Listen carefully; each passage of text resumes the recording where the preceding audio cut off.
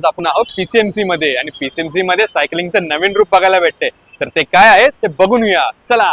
तर सर आपण बघतोय आपण पीसीएमसी कडे सायकलिंगचा बदल होतोय, सायकलिंग ट्रॅक येत आहे. तुम्हाला काय वाटतं हा बदल टिकेल का?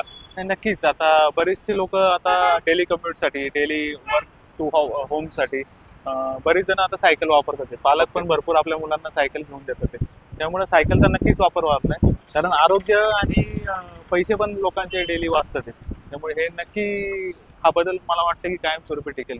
नक्की सर, जो तुमच्याकडे जो येणारा सायकलिंग कस्टमर आहे, सायकल घेतल्यावर तो रोडवर सुरक्षित आहे का? आता बऱ्याचदा अवेअरनेस वाढतोय सायकलिस्टबद्दल. म्हणजे सायकलिस्टला आता रिस्पेक्ट देणं चालू केलेलं आहे लोकांनी पण, काही ड्रायव्हर्सनी.